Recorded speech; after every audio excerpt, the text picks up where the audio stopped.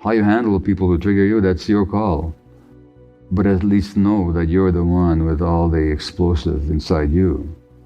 And you gain so much liberation if you find out what that ammunition is and how you got it.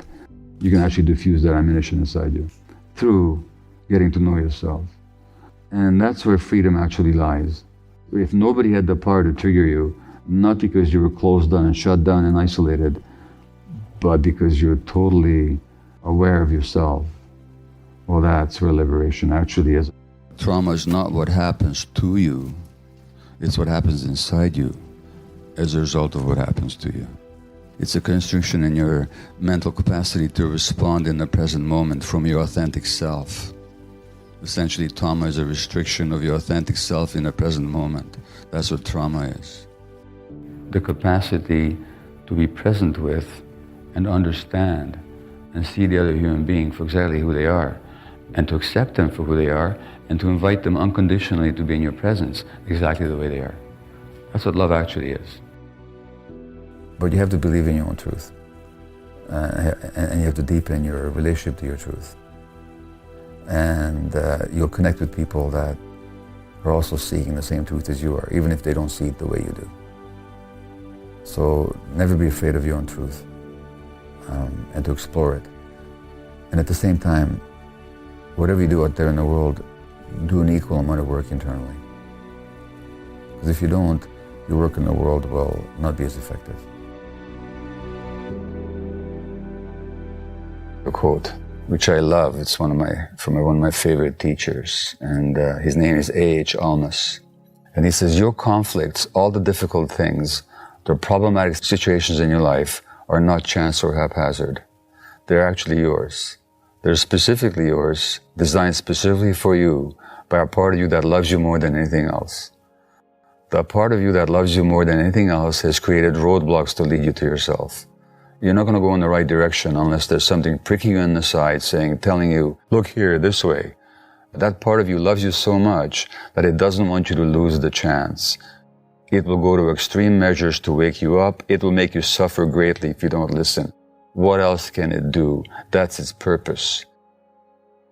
I found this to be true of physical illness and mental problems and everything. You got to see, what is the teaching here?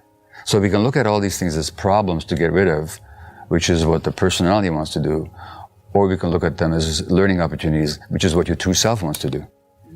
Now, two things. One is you talked about intention in life. So my wife and I had a holiday recently in Costa Rica. Partly it was a working holiday, but partly it was just a holiday. Traditionally, we've had terrible times doing holidays.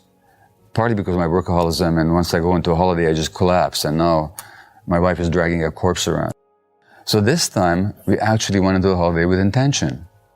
This has nothing to do with psychedelics. Just to do that, we set an intention. What is our intention? And if we have an intention, I've learned from a couple of very wise teachers, what structures do we want to set up to support our intention? And how are we going to handle when there's kind of disagreement or conflict?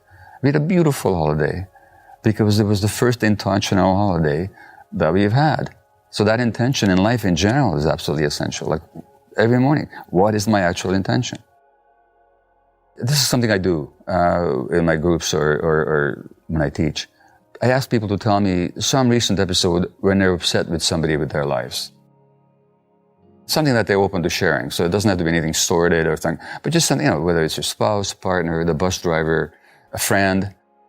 Okay, so what happened? There were a number of issues in my home, broken aspects of the home, things that were falling apart or needed to be fixed. Physically. Okay, yeah. Right. And I had hired someone to do these things while I was gone. Okay. And I came back and none of them were fixed. Okay. And your emotional reaction was? Anger. Rage. Anger, okay. Anything else besides anger? Frustration. I was disappointed. Disappointed is sadness. Well, disappointed is not so much an emotion as a state of mind. I'm asking what the emotions were. What's inside disappointment? Something didn't happen, I wanted it to happen. How do I feel? Isn't there sadness there? Yeah, sadness. So there's anger and sadness. Those are the emotions. Mm-hmm. So I'm going to ask you a silly question. What were you sad and angry about?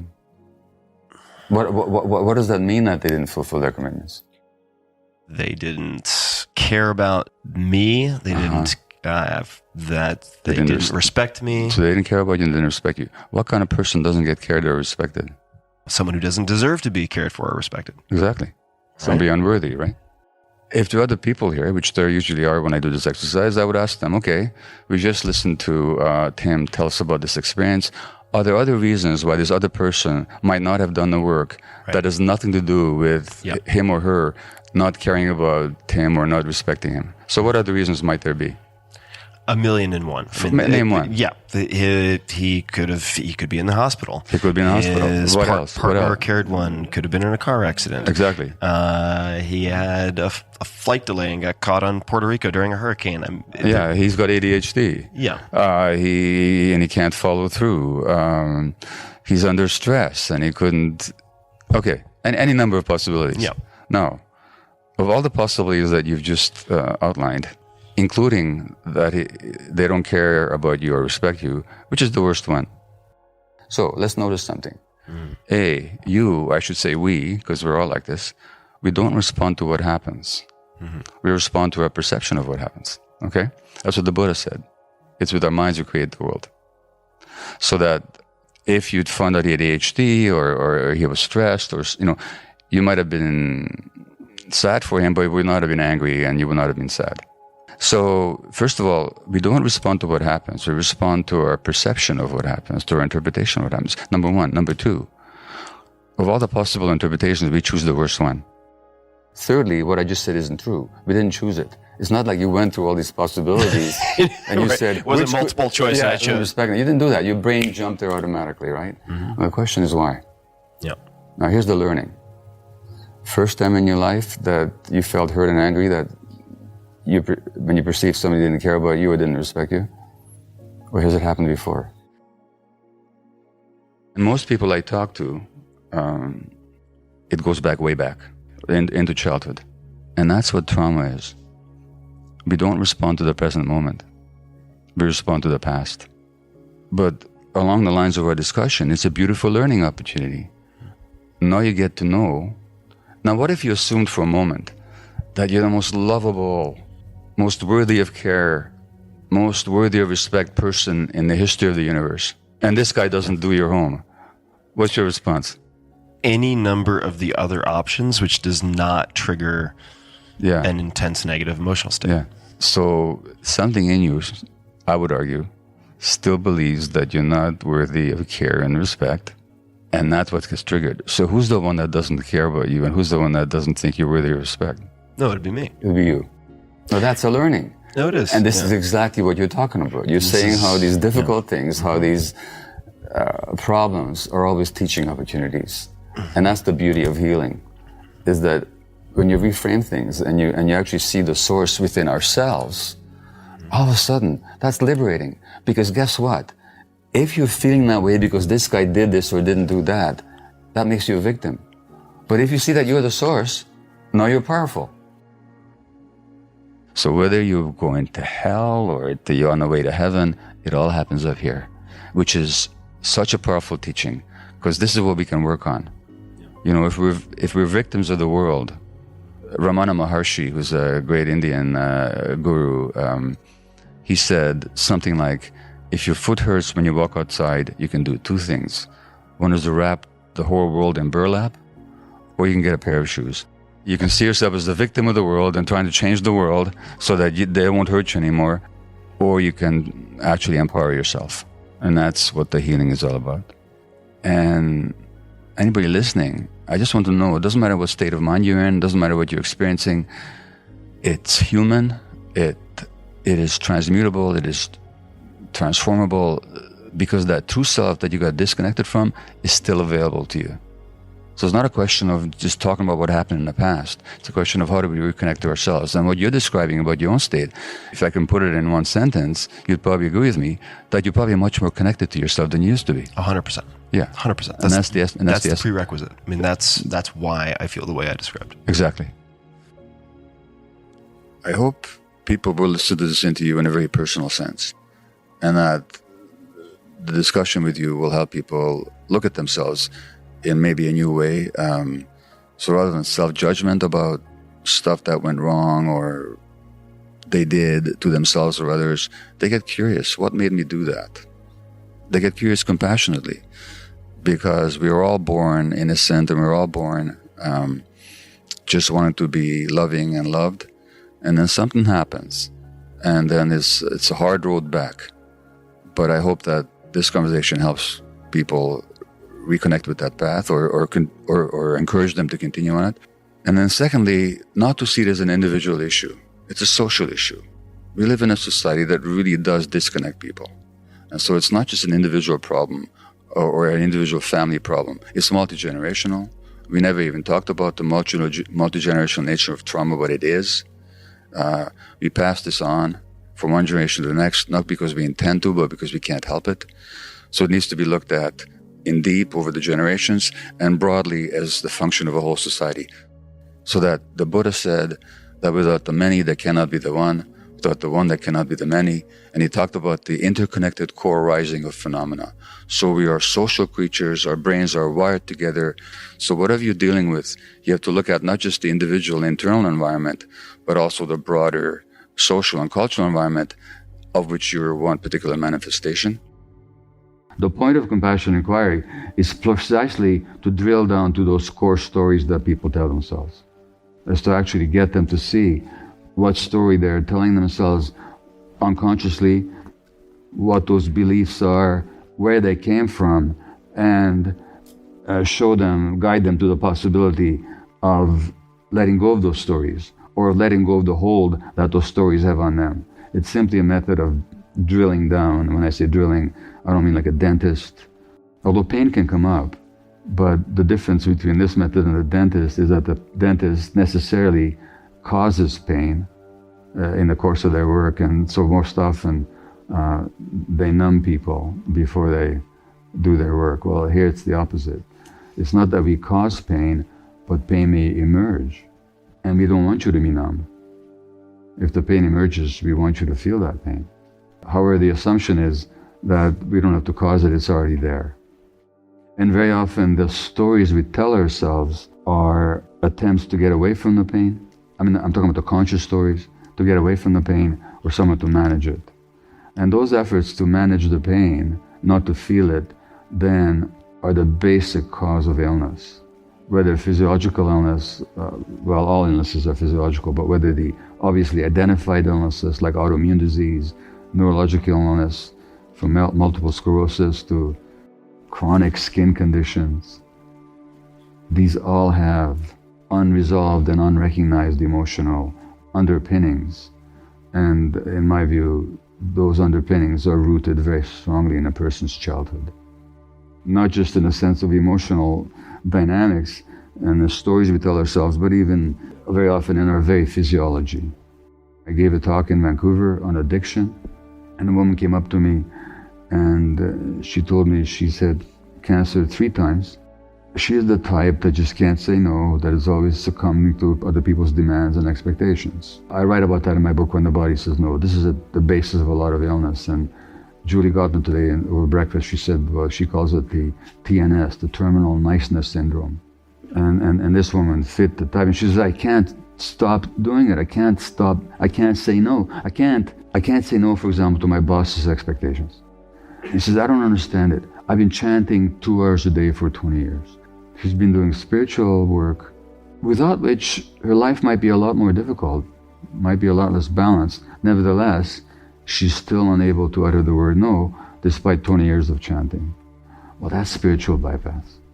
That's where you do the spiritual work, and you might attain great states of even oneness, or peace, serenity, joy. And it may be true for you that it has really transformed your life, and it can even be true that it has transformed your life, but not in certain areas. And where the spiritual work has not transformed your life sufficiently, it could be for 2 reasons. Maybe you haven't practiced well or long enough, or maybe there's an emotional side that you haven't dealt with. Maybe there's some truth that you haven't yet glimpsed or known what to do with. And that's where the compassion inquiry complements the spiritual work. There will be at times when some heavy emotions may come up. When I say heavy emotions, I literally mean emotions that are hard to bear and, hard to carry. That's okay. In fact, it's probably a sign of lack of depth on our part if that doesn't happen for some of you. Not that we intend to cause it, it's just that it's going to happen. So let's just talk about right now about what happens and how to manage it if that happens for you. So first of all, there's nothing wrong. If you get triggered, that's the buzzword these days, that's perfectly all right. But on the other hand, for the person being triggered, you might want to consider what a trigger actually is. So the metaphor comes from what? It comes from weaponry. It comes from, instruments of war. And the trigger actually is a very small part of the mechanism. In the gun or the rifle or the pistol or the revolver, machine gun, there's a whole mechanism to deliver the ammunition. There's the ammunition itself. There's something explosive that'll propel the ammunition to its target. Then there's a trigger which is this big. Whenever you get triggered, somebody pulled that trigger, perhaps. But who's the one carrying the ammunition? Who's the one with the mechanism to deliver the ammunition? Who's the one with the explosive material inside them? And where do you want to put your attention? You want to put your attention on the trigger purely? Or are you curious about what ammunition, what explosive material you're carrying inside? So triggers are really great to work with if you want to get to know yourself. And if you don't want to get to know yourself, then what we usually do is we just resent whoever did the triggering, and that we think they did this to us. How you handle people who trigger you, that's your call. But at least know that you're the one with all the explosive inside you. And you gain so much liberation if you find out what that ammunition is and how you got it, and whether you can really diffuse it. Like you diffuse a bomb, you can actually diffuse that ammunition inside you through getting to know yourself. And that's where freedom actually lies. If nobody had the power to trigger you, not because you were closed down and shut down and isolated, but because you're totally aware of yourself. Well, that's where liberation actually is. And that's what all the spiritual teachers, I believe, want to educate people to do in their particular way. Here we do it differently. Here we do what I would call the archaeology of the mind. The archaeologist has got some very fine tools, and they're very careful. They don't just dig in there with a big shovel and apply force. It's more like a very gentle dusting off of tiny little objects and looking at them, what it's really about, and seeing how they all fit together. And maybe what were broken fragments really are a beautiful vase once the archaeologist has finished their work. And in this case, you're being invited to be your own archaeologist of the mind. I found my mother's diary recently. When I was 6 weeks old, and this is 1944, my mother is writing, "My poor little Gabor, you've been crying since 3 a.m. My heart broke for you. But I couldn't pick you up to feed you until 5 o'clock because the doctors would be so angry with me because I learned to feed you on schedule rather than on demand. And I didn't want to displease the doctors, so I had to let you cry for almost 2 hours. And finally at 4:45, my heart broke and I couldn't do it anymore, and I picked you up and fed you, but don't think I'll do it again." Now, what's the message to a 6 weeks old who's desperate for maternal contact, and this woman who absolutely adored me, who did everything she could to save my life under very difficult circumstances that I already talked to you about before, wartime Hungary, Nazi occupation, who absolutely loved me, and she's absolutely hurting me at the same time. And just how confusing that is for the infant. Now, you tell a mother bear to ignore the crying of the infant. You tell a mother cat to ignore the crying of the infant. Every fiber in my mother's being wanted to pick me up and nurture me, but because the doctors had told her not to. And this is how we tell parents now how to parent. We tell them to sleep train their kids by not picking them up. Hunter-gatherer tribes, you know what they do? They never even put their kids down. In the state of nature, creatures don't put their kids down. That doesn't mean you're permissive. The kid wants a cookie before dinner, and you know better. You give him a cookie, he won't have dinner. You're not going to give him the cookie. But why shouldn't he be angry about it? Why should I be threatened by his anger? Why should I call that naughty? Why should I call that the terrible twos? Oh, you're angry, you're really upset, you really wanted that cookie. Yeah, that's okay.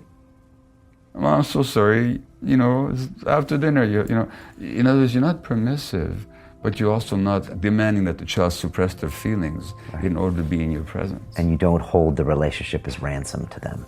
That's exactly That's the dangerous you thing. You don't use the relationship against them. So I went on holiday this year. 1 week I spent with some family in kind of a weird camp place in Germany, and the next week was in Bordeaux. I'll be honest, 4 days later, I left and flew back to London alone because I couldn't be the holiday dad. If you could recognize in that experience that there's something that's still missing for you in terms of your self-awareness, then that could be a teaching experience. And I know that holiday boredom that you described. When I go on holiday, it actually takes me a while to relax into it. Now the problem is when you're with 5 other people or 4 other people, and you also have to be there for them when you can't even be there for yourself, then you have a real dilemma. And you're either pretending to be the holiday dad or you're being miserable. I understand the dilemma, but I'm not sure that you want to stay that way for the rest of your life, because you got these 2 young kids, and what's the message to them? And that is restless around them. That it's their fault. Yeah. And Thich Nhat Hanh, the spiritual teacher, the Buddhist teacher, said that the greatest gift a parent can give to their child is his or her own happiness. And when you're restless and unhappy around your kids, as I have been, they get a message that it's about them. So that's something good to recognize, as long as you take it on as a challenge. One thing my wife does is when Caden's when he has meltdowns sometimes on the sidewalk next to traffic. And so she just talks to him. Okay, I know you're really angry, Caden. And that might take 5 minutes. But when he's talking, she's like, okay, I know you're really angry, but we need to go. So I understand you're angry. And he's like, ah! And she just tries to talk. And then after a while, he's listening, or hears the tone. That's the whole point. He's responding as much to the energy and the tone as he is to the words. And what she's teaching him is self-regulation. She's actually teaching that you can go through these states, it's okay, they'll pass. And this is how self-regulation happens. Not by, you mustn't yell, you mustn't cry, and so on, this kind of punitive and accusatory stuff. Your wife's doing intuitively what needs to be done. What she's doing is instead of a time out, she's giving a time in.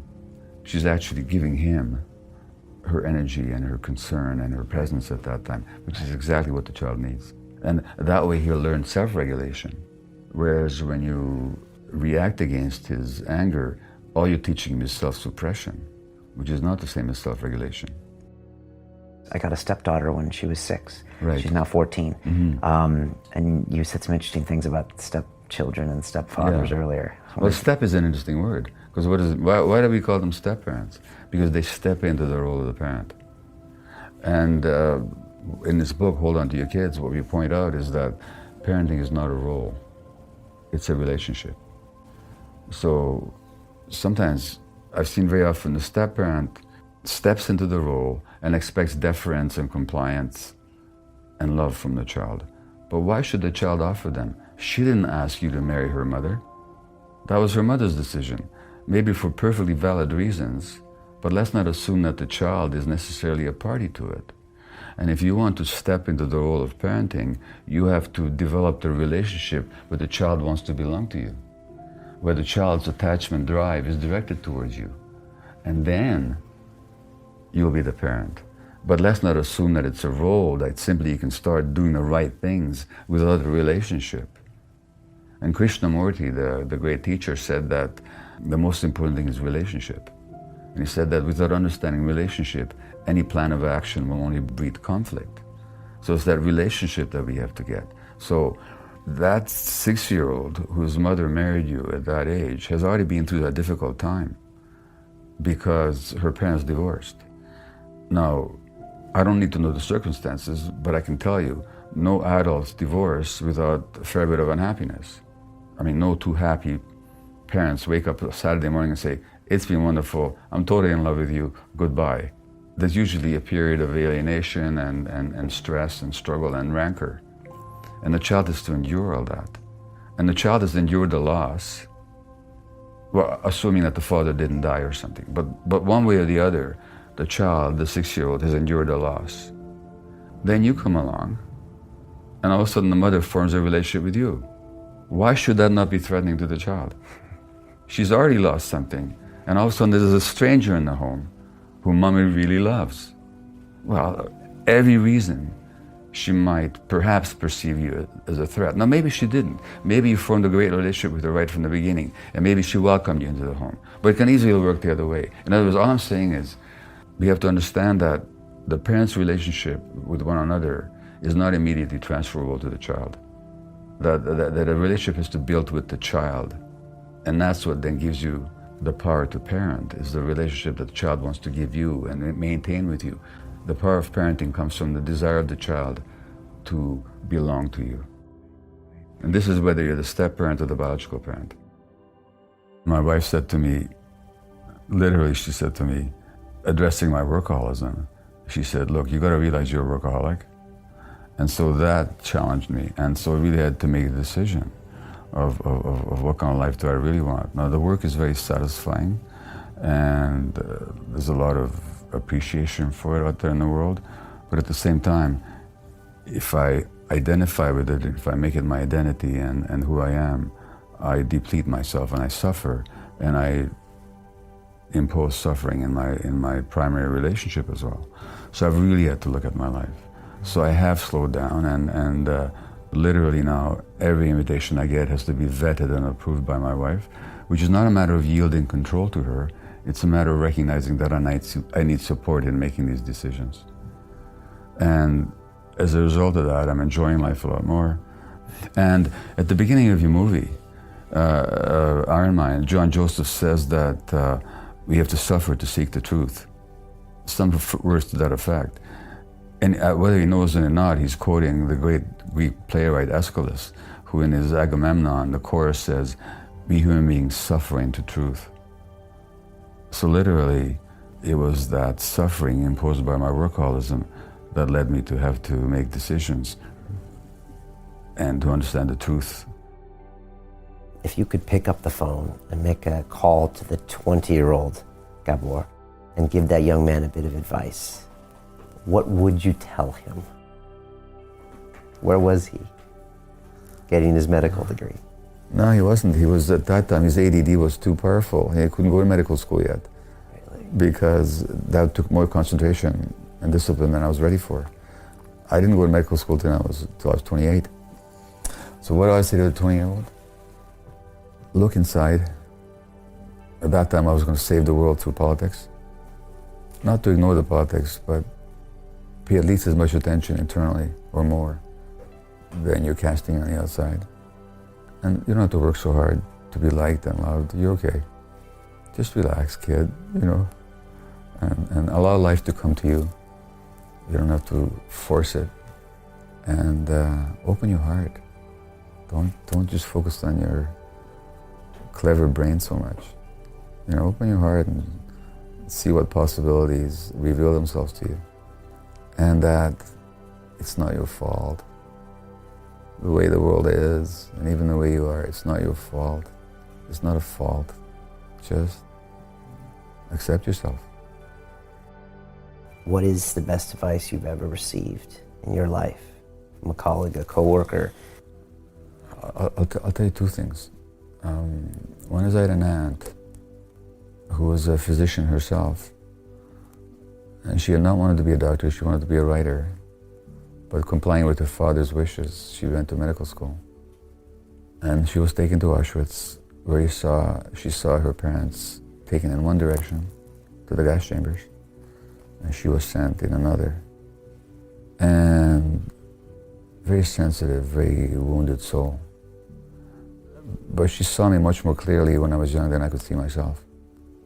And once she quoted Shakespeare to me, and I know it's a cliche, and I know that it's in the mouth of the character Polonius, in whom Shakespeare puts this phrase, it's even hypocrisy, but it's so true. And she said to me, she wrote to me, to thine own self be true. You know, I wish I had understood what that meant, but that's the best advice I got. And then when I was a physician, but the part of me that wanted to write hadn't really expressed himself. Because that was really in me, to write and to share something with the world. And I had a patient who used to be an English professor at the University of British Columbia. He was quite a well-known Canadian poet, Warren Tallman. And I said to him when he came to the office once for a medical visit, I said, Warren, I want to write, but I don't know what. And he said, don't worry about it. He said, don't worry about it. He said, you will write when you have something to teach the world. And that's what happened. There's a lot of people out there who see the truth, but they don't control the media. And they don't write the scripts for most movies. So therefore, you might not get validation out there, but you have to believe in your own truth.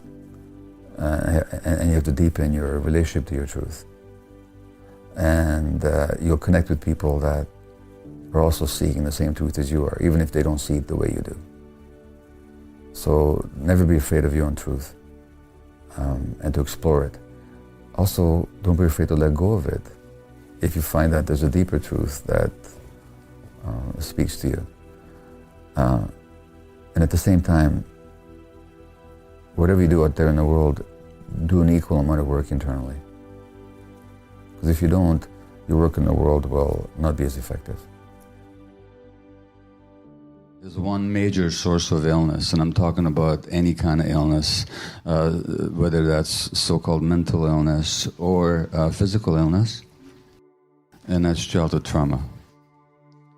And this is true whether I'm talking about anxiety, depression, ADHD, addiction, or if I'm talking about multiple sclerosis, cancer, rheumatoid arthritis, fibromyalgia, and as I said, malignancy as well. Now that seems like a very bold statement, but I'll be concentrating on the physical side of it. When I say physical side, I'm talking about the illnesses that are not considered to be mental illnesses.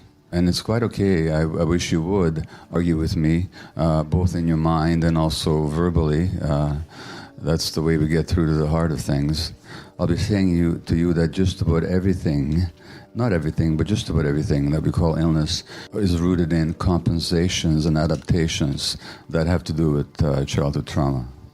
The adaptations that children are forced to resort to in response to early stress help them endure that early duress and difficulty, but those same adaptations become source of pathology later on, and they even threaten longevity. In order to understand the basis of that, we have to consider how we look at human beings, and how we look at disease. Now, Western medicine looks at disease from a particular perspective. And you have to understand something about medicine. It's science, all right, but it's also ideology. And there's a difference between science and ideology. There's a lot of science in it, and it's great science. But there's also ideology. And ideology is a point of view. It's as the Germans say, it's a Weltanschauung. It's a worldview that you're not conscious of. That you have hidden beliefs that you don't question. And people that question the hidden beliefs are seen as outliers or mavericks. And that's an ideology. And that exists in all realms. So there's always ideological biases hidden in any system. And the logic of the system operates within those biases. Now, what are the biases of Western medicine? Well, the biases of Western medicine are, number one, that diseases have either physical causes in a sense of genes or external forces like bacteria or viruses or toxins, or we don't know what the causes are. So the causes are either physical or the disease is what we call idiopathic. We don't know what the source of it is. The second bias is that diseases happen to organs. So you have heart disease, and you have lung disease, and you have disease of the connective tissue or the liver or whatever. And then there's specialties designated to study in depth the diseases of these organs. So we separate the organ from the whole person. And then we separate the person from the environment, so that the social environment, we might acknowledge the role of the physical environment, but we certainly not acknowledge the role of the social environment. In Western medical terms, the average physician would not be able to explain to you, and this is not for lack of intelligence, simply for lack of training, would not be able to explain to you why is it that the more episodes of racism a black American woman experiences, the greater her risk for asthma. It's just a documented fact. Nor would the average physician be able to tell you very easily the multiple times documented fact that children whose parents are stressed are more likely to have asthma. As a matter of fact, the degree of the child's asthma has been correlated with the degree of mental disturbance on the part of the parent. So you go to the physician, you get the inhalers, but that's all that happens. The human beings can't be separated from their environment. And what happens inside an individual on a physiological level is very much determined, or at least affected by what happens to them on a social level. So, nor would the average physician be able to explain to you, based on their training, why is it that if you look at lung cancer, the more adverse childhood experiences that you have, in other words, the more trauma you've experienced, the greater your risk of lung cancer, and this is true even if you cancel out smoking as a factor. Nor would the average physician be able to say a whole lot about the fact that a Canadian study showed that if you were abused as a child, your risk of cancer goes up by nearly 50%. And this is even after you've factored in or factored out things like smoking and drinking, which abused people are more likely to do. At the same time, human beings have always known, we've always known that things can't be separated. So there's always been this tussle, you might say, between a unitary, holistic view of human beings and existence in general, and the dualistic view that separates things. So the Buddha said 2,500 years ago, he said, look at a leaf or a raindrop. And he says, and meditate. He says, meditate on all the conditions that are necessary for the existence of that leaf or raindrop. You look at a leaf, it contains the sun, the light, the photosynthesis. It contains the earth in the form of minerals, and it contains the sky in form of the water. So the leaf literally contains earth, sun, and sky. He says, the birth of any phenomenon, he says, is dependent on the birth of other phenomena. He says, without the many, there cannot be the one. Without the one, there cannot be the many. And that was the Buddha 2,500 years ago.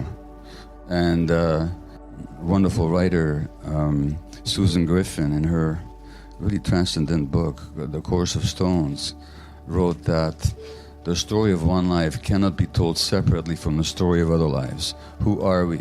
The question is not simple. What we call the self is part of a larger matrix of relationships and society. All the lives that surround us are in us. There's a significant difference between an experience between a family physician and a specialist, in that the specialist certainly does know, and blessedly so, a lot about a certain organ and a certain system, but they don't know the patient. And by the time they see the patient's already sick, and usually they already have a diagnosis. At least we know what area the disease is. As the family physician, you get to see people before they get sick. So you know what their personalities are like for years before they get sick. And also you get to see them in the context of their families, including their multi-generational family of origin. Let me just ask you right now, how many of you in the last 5 years have been to a cardiologist, a neurologist, a gastroenterologist, a dermatologist, maybe I said rheumatologist, any kind of an ologist? Just put your hand up. Okay, great. All right. Now, put your hand up again if they asked you about childhood trauma. One person. That's great. If they asked you about stresses in your relationship with your spouse, about job stress, like a 5 to 10%, and that's really good if they asked you about it. And I wonder how long they took the discussion, but it doesn't even occur to them. But I'm telling you, all of you who went to these specialists were there because of childhood trauma. Virtually all of you. Now, there are diseases that you can't put into that category. There are genetic diseases. If you have the gene, you'll have the disease. It's nothing to do with life or stress. It's just, although that can affect the course of it, but whether you get it or not is simply genetic. Those diseases are extraordinarily rare. Like 1 in 10,000 of the population will have a disease like that. Most diseases have little or nothing to do with genetic factors. So these are then the patterns that I noticed in my clients. And by the way, when I said childhood trauma, probably some of you are at least internally shaking your heads because you're looking at your life, and I never had any trauma. Because it all depends on how you use the word trauma. And trauma, for me, and that's a whole other lecture, but trauma is not what happens to you. It's what happens inside you as a result of what happens to you. And things can happen inside you for which you don't need very dramatic events. But trauma essentially is a restriction of your capacity. It's a limitation. It's a constriction in the body. It's a constriction in your mental capacity to respond in the present moment from your authentic self. Essentially, trauma is a restriction of your authentic self in the present moment. That's what trauma is. When it comes to my relationship with my children, is that first lesson of happiness is the greatest gift I can give them. Yeah. Those first 7 years are very important. Are there other things? Actually, the first 7 years are crucial. I would say the first 3 years are the nub of it. I always say to people, you get the first 3 years right, you can relax. If you don't get the first 3 years right, you'll be practicing remedial parenting for decades. And what does screwing it up look like? And how would you know?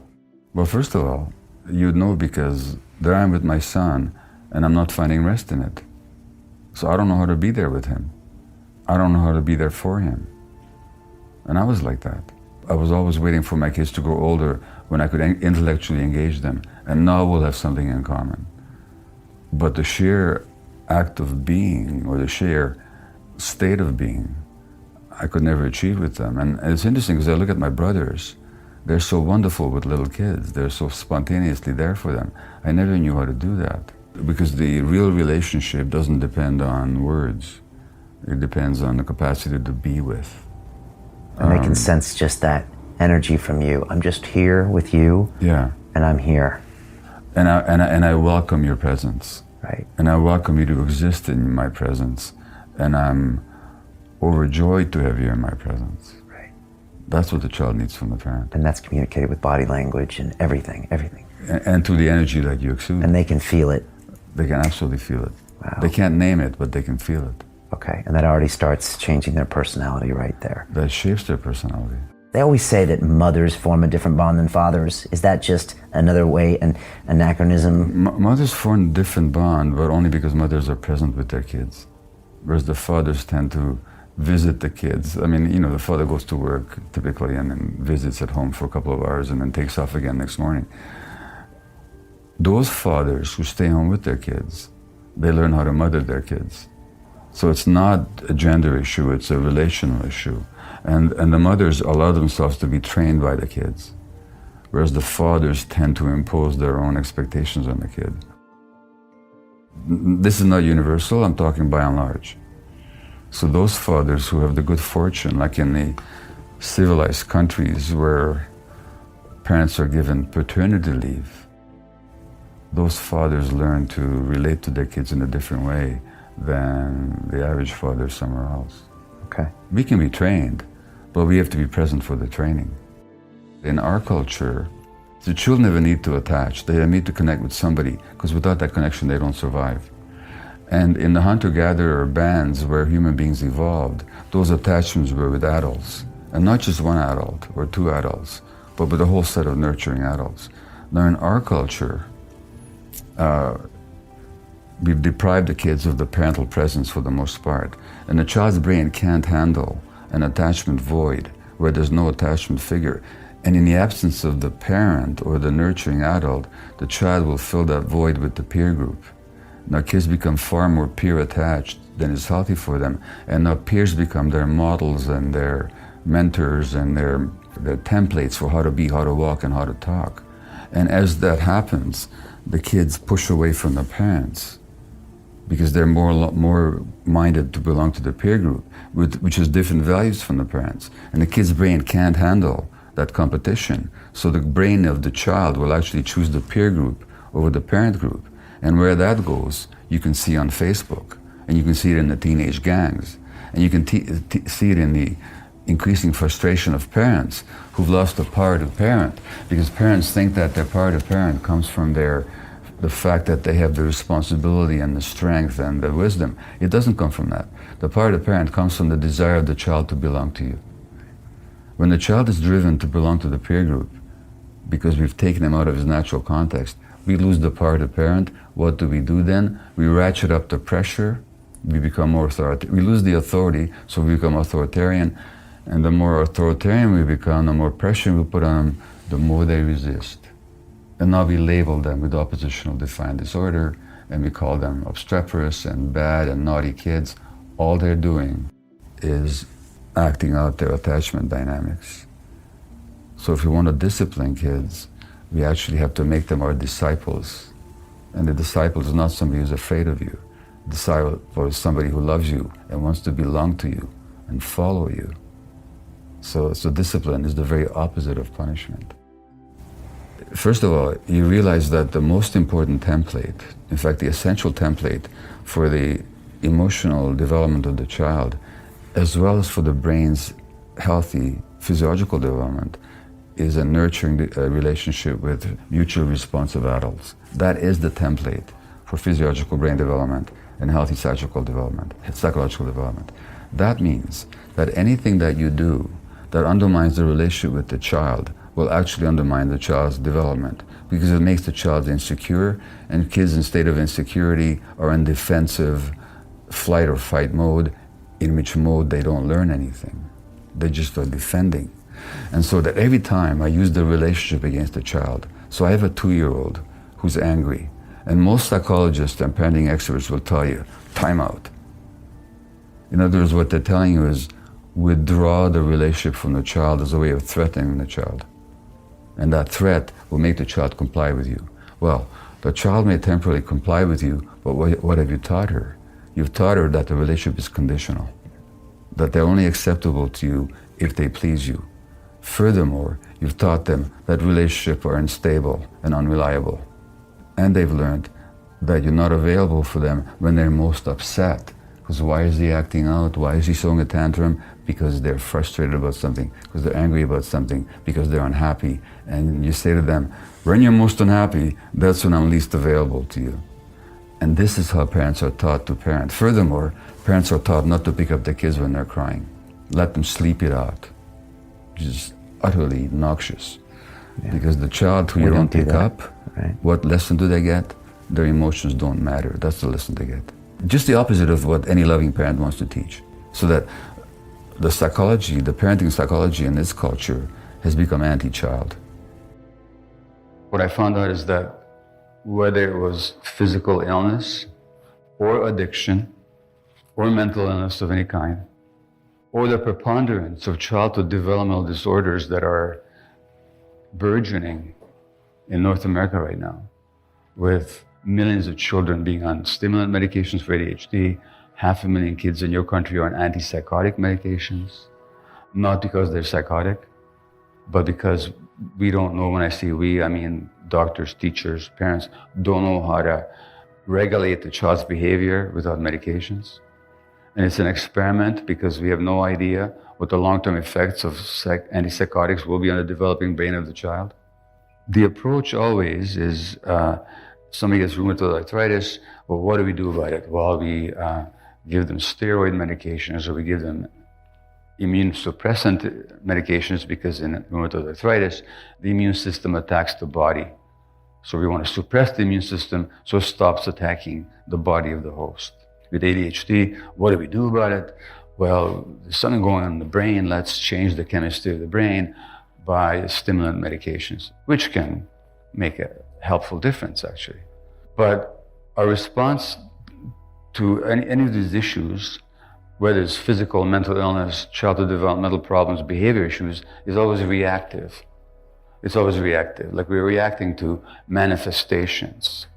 So there was a case somewhere in the States, not unusual, by the way, where a kid somewhere in the States, 8 or 9-year-old or 10-year-old, is in handcuffs by the school security officer. This same thing is happening up in Canada. We're just reacting to the behavior. And with due deference to BK, when he said, well, trauma is wrong, let's talk about solutions. That's not my approach at all. And I'm saying, for God's sake, let's just look at it first. Get present to it. Be aware of it. See how it arises. And then, out of that understanding, will come the solutions. American psychiatrist Thomas Hora said, when you get the what, then you know the how. And in North America, we're very addicted to the how, but not to the what. We don't really understand things. We don't look deeply enough. We just react to symptoms, behaviors, manifestations that are troublesome, that we don't like, that are pathological. And there's not a look at the source. So here's what I found out. That whether we're looking at mental illness, depression, anxiety, PTSD, ALS, cancer, rheumatoid arthritis, behavior problems, we're looking at one thing only, which is the impact of early childhood stress on the individual. And that stress happens in a social context.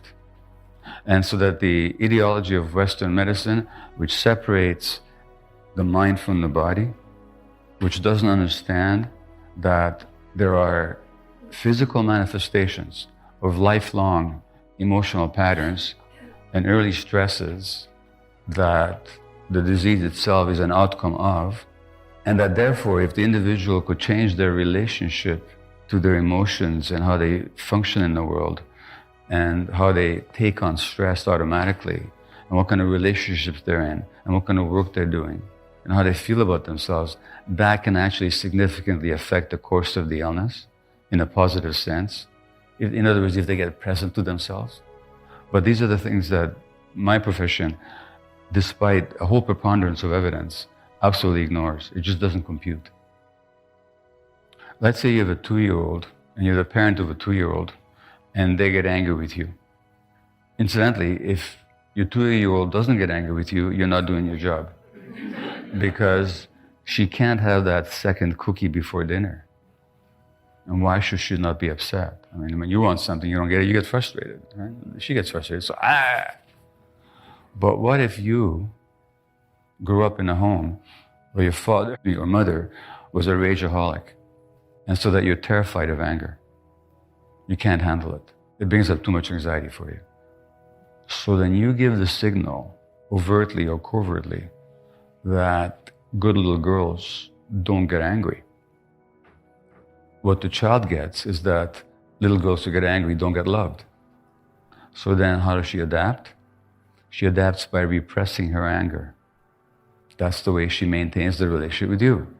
Because the fundamental dynamic in human life and the most important factor in the development and existence of human beings is attachment, connection to another human being. As infants, we're utterly helpless, and we're more helpless than any other creature, and stay that way longer than any other creature. So without that attachment relationship, we simply don't function, can't live. It's life essential. And throughout life, of course, we evolved as a species of attachment. By attachment meaning it's a gravitational force that pulls two bodies together, just like love is the common word for attachment, connection, where somebody's taking care of somebody else, somebody's holding somebody else, and somebody's being held. Now, gravitation itself is an attachment force. I'm talking about physical gravitation. It pulls two bodies together. And literally, it's gravitation that makes the world go around the sun, isn't it? So when they say love makes the world go round, it's true in the purest physical sense. Well, it's also true in the psychological realm. And by love here, I don't mean the emotion that a parent feels towards the child, because I take it for granted that all parents love their kids. And even hard as it is to fathom, but even the parents who abuse their kids love their kids. They just don't know how else to love them because they're acting out their own childhood programming. So by love here, in this case, I don't mean the emotion. I mean the capacity to be present with and understand and see the other human being for exactly who they are, and to accept them for who they are, and to invite them unconditionally to be in your presence exactly the way they are. That's what love actually is. And so I can tell you as a parent, I was completely incapable of giving that to my kids because I was still dealing with my own childhood stuff as an adult. When children don't receive that unconditional, what Carl Rogers called the unconditional positive regard, or the unconditional invitation to be in my presence exactly the way you are, then they have to adapt to that. Why do they have to adapt? Because they need the attachment relationship without which they can't survive. So without attachment, there's no survival. Therefore, we adapt. And if your child gets the message that she's not invited to be in your presence when she's angry, then she won't be angry. Not that the anger won't be there, but she'll repress it. It's not a conscious behavior, it's simply an automatic brain mechanism. Now, when you repress anger, you know what happens in the long term? You're repressing your immune system. Lots of studies have shown that.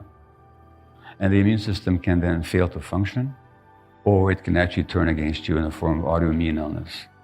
That's in a nutshell the source of a lot of physical illnesses. Not the only source, but it's a major contributing factor that's utterly ignored in Western medicine, despite reams of evidence. So what I'm saying here is that when there's a loss emotionally, that translates into biology. So it's not that there's biology here and no emotions here. It's that the emotions and the biology are completely inseparable.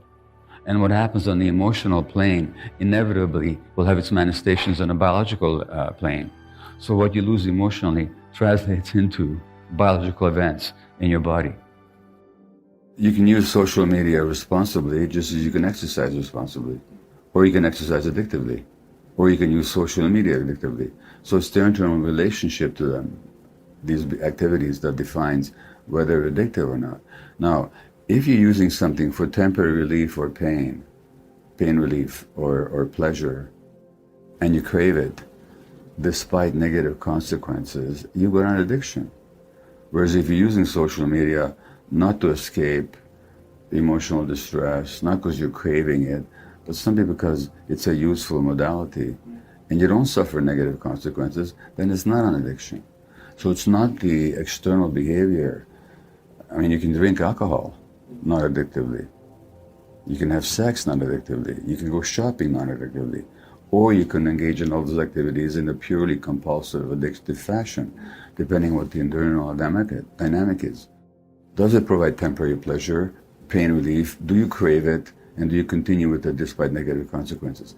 That's what tells you whether it's an addiction or not. Now, broadly speaking, social media are highly addictive, and a lot of people are addicted, and it's having a devastating effect on their lives. If you define addiction as I do, as any behavior that a person craves, finds temporary pleasure or relief in, suffers negative consequences, and cannot give up despite negative consequences, that's an addiction. Again, I don't care whether it's sex, gambling, ideology, or cocaine. And the brain circuits are the same. The same brain circuits are involved in all the addictions. So we think there's all these different addictions. If you actually look at the addicted brain, it's the same brain circuitry that's involved in all addictions. So an ideology that allows you free expression of your impulses. You will get to hit somebody if you're angry. You get to throw a rock through somebody's window, or a verbal bomb to their personal sense of self. If you're lacking a sense of personal power, but the ideology gives you a pseudo-empowerment, now you belong to something really important. If there's no meaning in your life, an ideology gives you a pseudo-meaning. If you're lacking genuine pleasure in your life, and you get the pseudo-pleasure of connecting with people who see things the same way, an ideology can function like an addiction.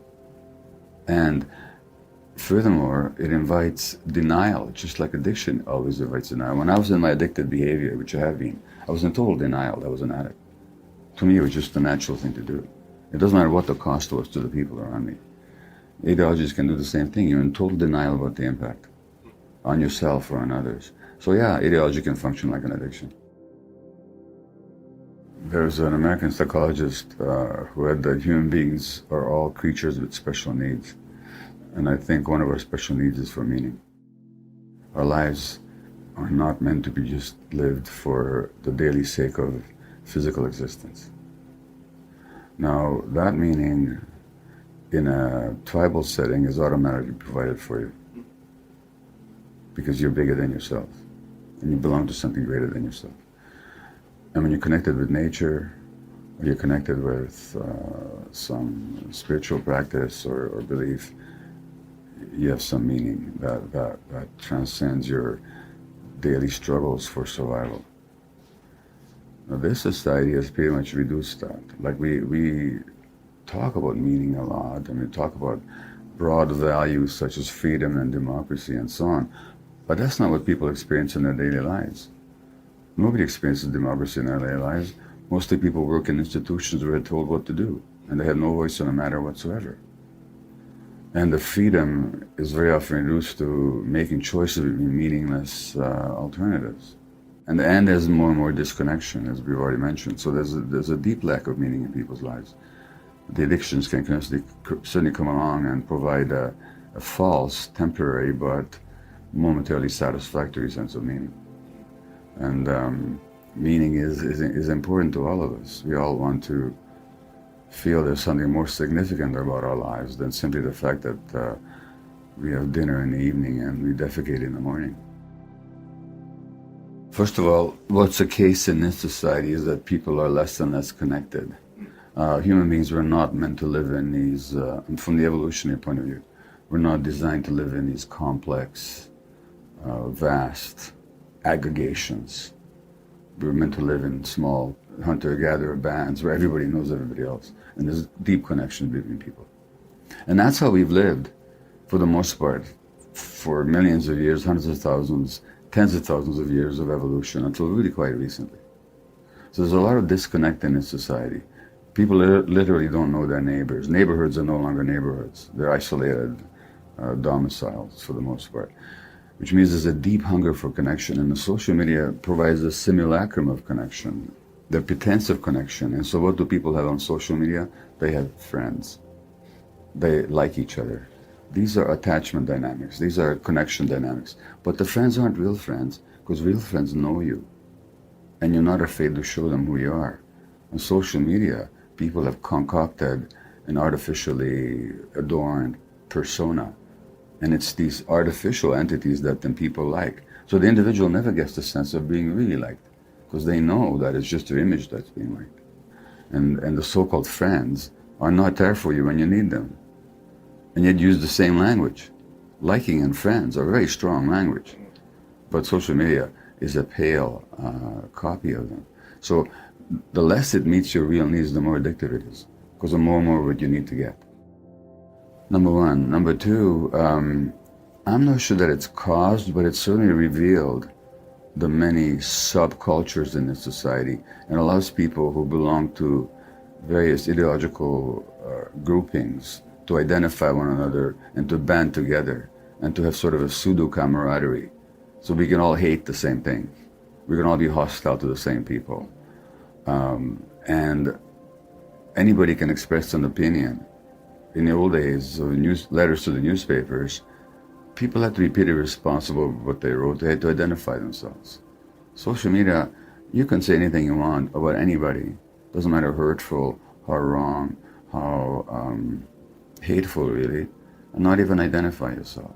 So it allows people who otherwise are on the margins of society to aggregate in these pseudo groups that then promote one another's most negative tendencies. And there's no guidance there, there's no leadership, there's nobody to call you to your senses, there's nobody to say, really, do you really mean that? Is that what you really intend? What's really going on? So there's peer groupings without any kind of guidance. It's really like a teenage gang phenomenon where people band together, mostly for negative reasons. They're lacking contact, so they need to band together, so that's legitimate. But they band together without mentorship, without tradition, without adult guidance. And so we see what we see. Well, you see, as you and I are speaking to each other, Ali, we're tracking each other's face. And our ear muscles are actually adjusting themselves automatically to hear not just what's being said, but also the tone of voice in which being said.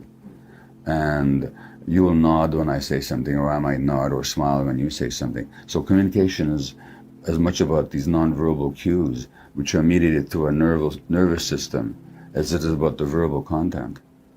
Now, none of that exists on social media. It's not genuine communication. Human communication is almost meant to be face-to-face. And even if I were to write a letter to somebody that I was going to mail, that's a much more conscious and deliberate process than dashing something off on social media and pushing the send button in a state of tizzy, so that it's much less impulsive. So social media really takes away the nuts and bolts of human communication and provides only the surface manifestation of it. So what masquerades as communication is really diatribes very often. And I know what it's like because I get an email which might trigger me, and then right away I want to write it out and then push the send button. And boy, have I had to learn not to do that, because there's no reflection there. It's just whatever emotion arises, you express it and then you communicate it right away without any reflection.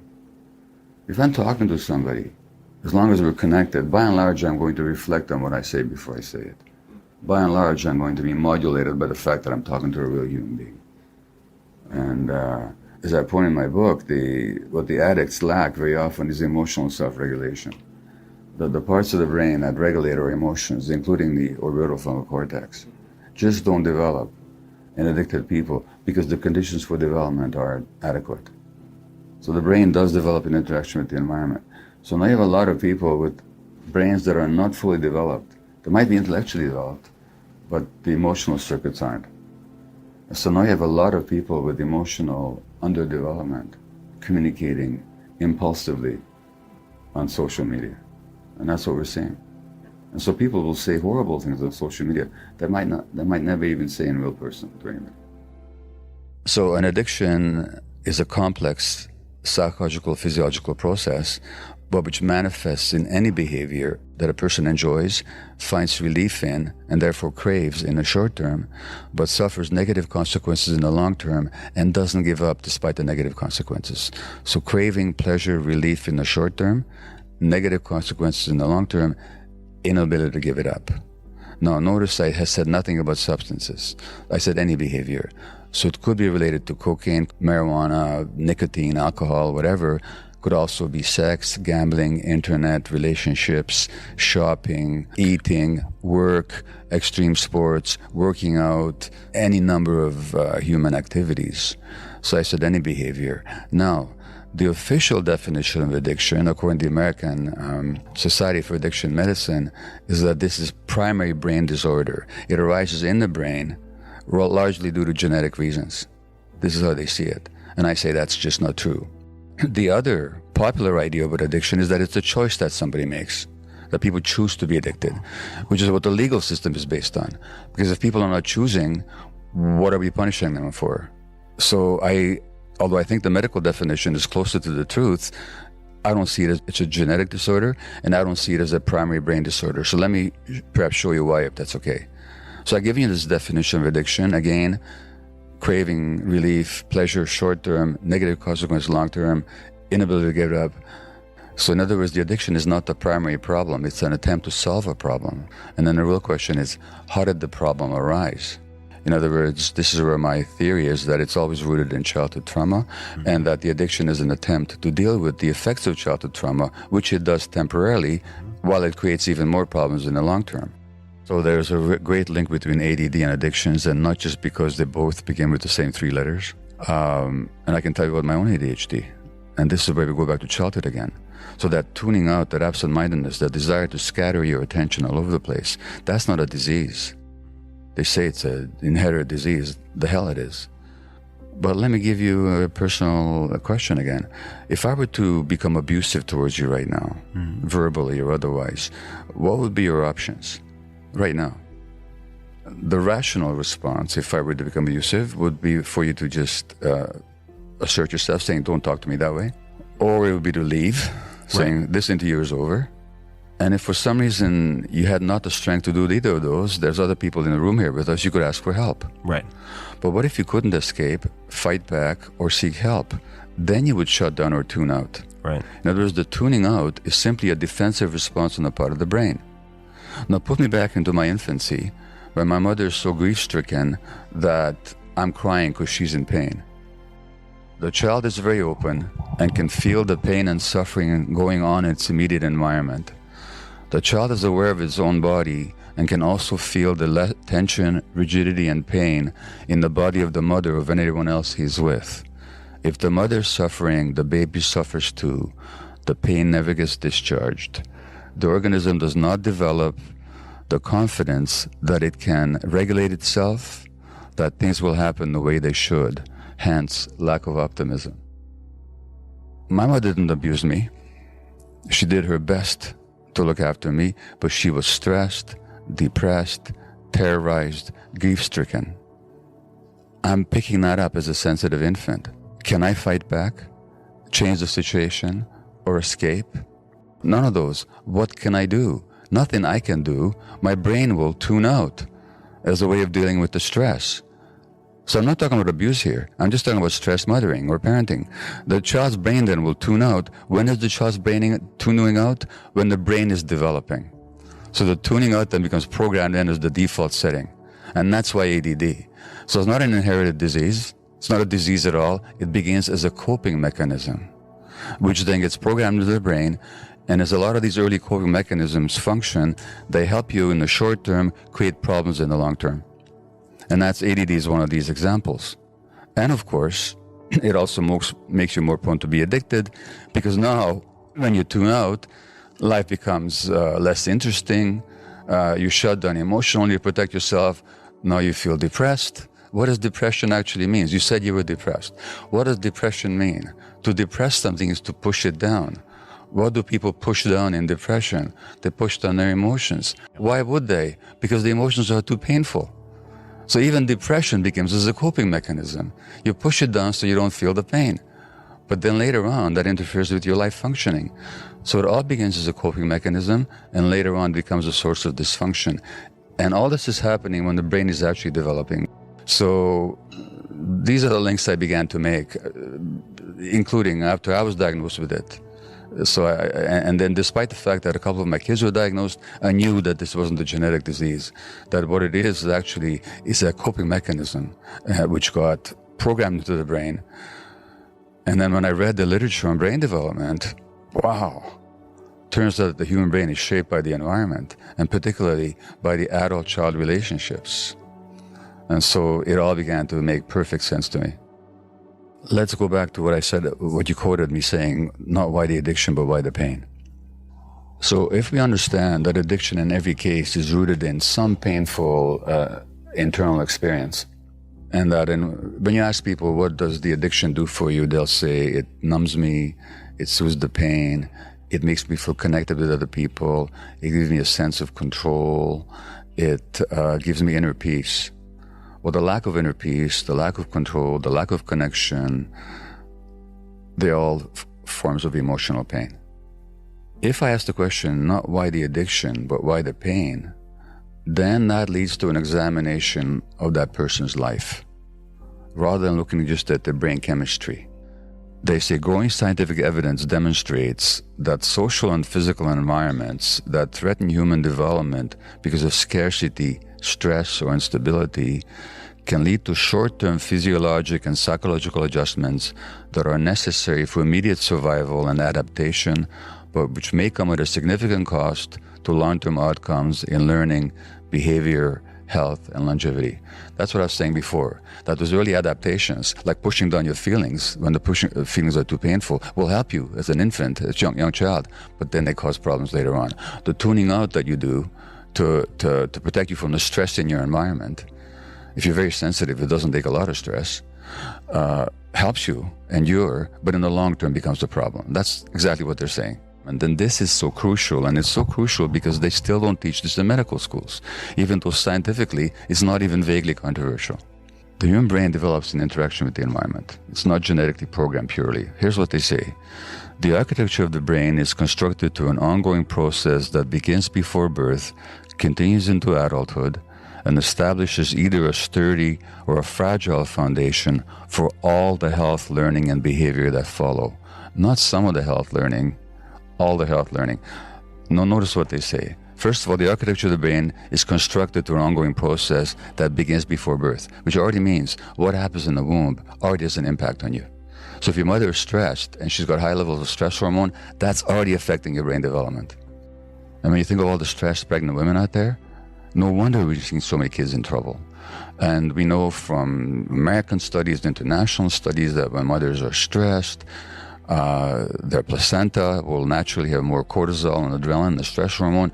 Those kids will be more likely to have stress issues later on, abnormal stress hormone levels even at 1 year of age, behavioral problems, learning problems, and so on, which tells us a lot as to why adopted kids have so many more problems.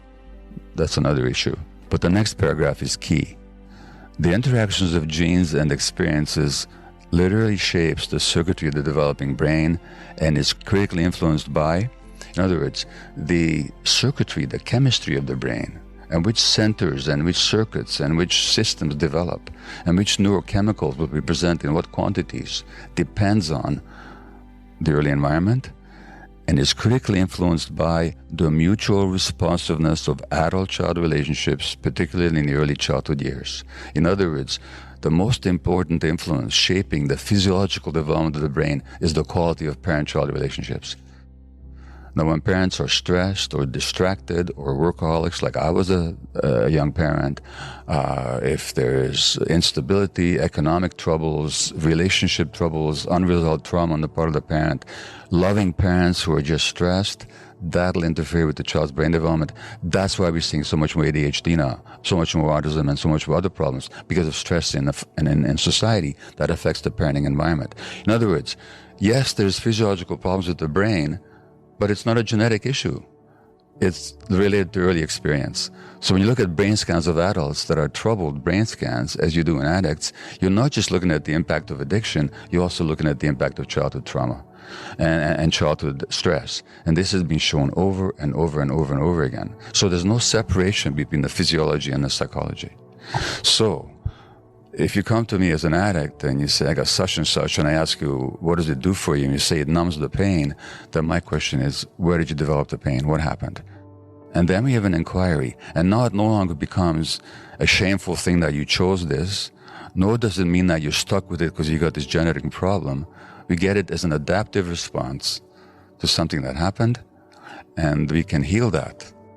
The reason why addiction treatment is failing is because physicians don't understand this. They keep dealing with the effects, which is the addiction, and the behaviors, which are the effects of the addiction, but not the cause, which is the childhood distress. And the impact of childhood distress that carry into adulthood, in other words, how we stay prisoners of childhood. And so present methods of treatment in psychiatry, in addiction medicine, in childhood psychiatry deal with effects rather than causes. And this is why we're so ineffective at it.